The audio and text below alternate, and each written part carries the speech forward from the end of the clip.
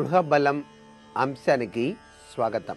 ఇల్లు నిర్మాణం చేసిన తర్వాత చాలామంది అదృష్టం కలిసి రావటం, దాని పక్కనే ఉన్నటువంటి మరొక స్థలాన్ని కొనుగోలు చేయటం, దానిలో కూడాను ఇంటి నిర్మాణం చెయ్యాలి అనేటువంటి సంకల్ప సిద్ధి రావటం సహసిద్ధంగా ప్రతి వారికి వచ్చేటువంటి ఆలోచనే. అయితే ఒకే ప్రాంగణంలో గనక 2-3 ఇళ్ళు నిర్మాణం చేయాలి అనేటువంటి ఉద్దేశం కనుక ఉన్నట్లయితే మీకు తోచిన చందాన నిర్మాణం చేయటానికి మాత్రం వీలు లేదు. అదేమిటండి, మేము జాగ్రత్తగానే చేద్దాం అనుకుంటున్నామే అని చెప్పేసి ఆలోచించకండి.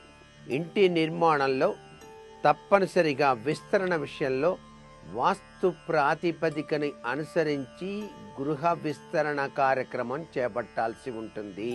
ముందుగా దక్షిణ పశ్చిమాలలోనే ఇల్లు కట్టిన తర్వాతనే తూర్పు ఉత్తరాలను విస్తరించాలి. గాని స్థలంలో ముందుగా తూర్పు ఉత్తరాలలో ఇల్లు కట్టిన తర్వాత దక్షిణ పశ్చిమాలలో గృహ నిర్మాణం అనేది మాత్రం చేయకూడదు. ఇది చాలా ముఖ్యమైనటువంటి విషయం.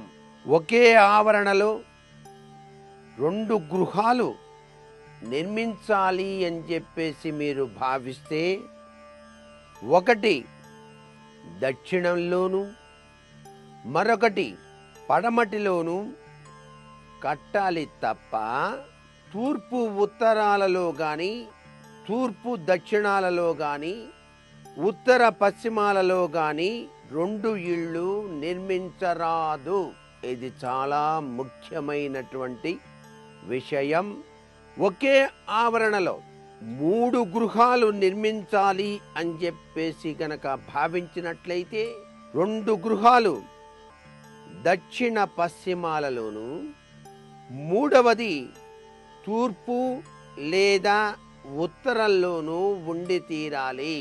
ఎన్ని గృహాలైనా సరే నలుదిశలలో కట్టి తీరాలి అనేటువంటి సూత్రాన్ని మాత్రం తప్పనిసరిగా ప్రతి ఒక్కరూ కూడా వాస్తుశాస్త్రరీత్యా పాటించవలసినటువంటి విధి విధానంగా గుర్తెరగండి. అంతేకాకుండా మేము ఎంత ప్రయత్నం చేస్తున్నా కూడాను కార్యాలు సిద్ధించటం లేదు. ఉదయం నుంచి నిద్రపోయేదాకా ఇంటిల్లిపాది మొత్తం కూడాను ఎంతగానో కృషి చేస్తున్నాం. అన్నీ కూడా చేదాకా వచ్చి జారిపోతున్నాయి.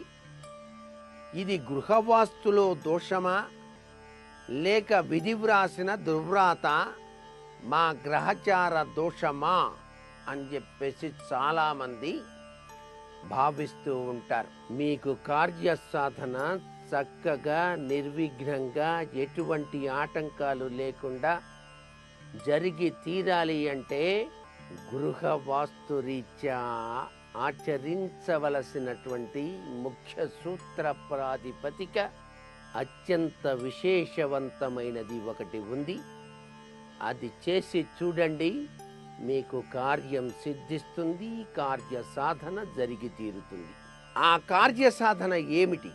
ఇంటి నుంచి మీరు బయలుదేరే సమయంలో వ్యతిరేక దిశలో 4 అడుగులు వేయండి.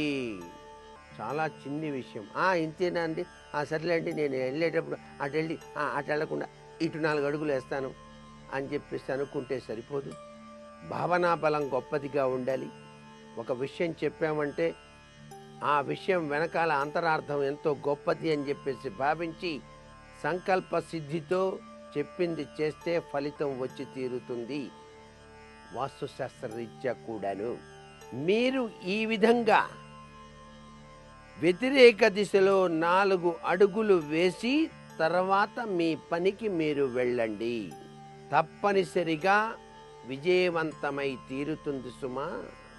అలాగే మీరు ఏదైనా పని కోసం వెళ్ళే సమయంలో మీ ఇంట్లో ఉన్న నిమ్మకాయ ఒకటి తీసుకొని మీ దగ్గర గనక దాపున గనక ఆవు పేడ గనక దొరికేటట్టయితే ఆవు పేడ సంపాదించి అసలు ఇంటి గుమ్మం ముందే ఆవు పేడ వేసుకోవటం చాలా గొప్ప సంప్రదాయం అండి.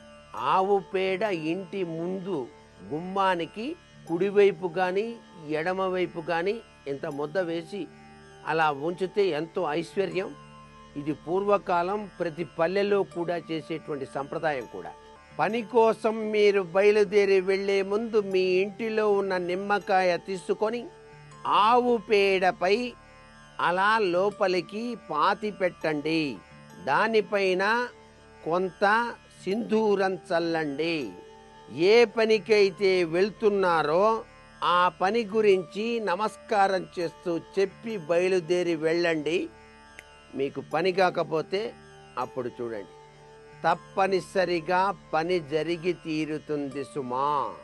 ఇది గృహ బలరీత్యా ఆవుకి, నిమ్మకాయకి, గృహానికి ఉన్నటువంటి సత్సంబంధ లక్షణం. ఈ ప్రక్రియ నిజ జీవితంలో చాలామందికి విశేషవంతమైన ఫలితాన్ని కూడా ప్రసాదించింది సుమా.